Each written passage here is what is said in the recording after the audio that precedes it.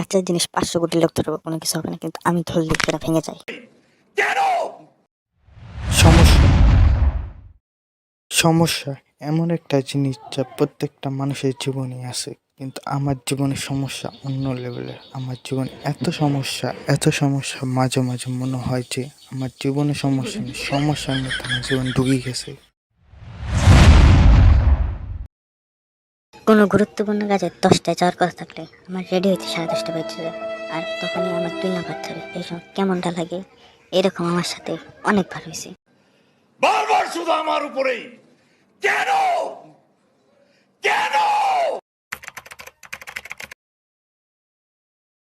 কোনো বাচ্চার জিনিস 500 কোটি লোক ধরবো, কোনো কিছু হবে না, কিন্তু আমি ধরলে সেটা ভেঙে যায়। কেন কেন? আমি যখন সারাদিন পড়াশোনা করি তখন আমার 14 কেউ কোনো খোঁজ খবর থাকে না, আর যখন আমি বইটা থুয়ে মোবাইলটা নিই তখনই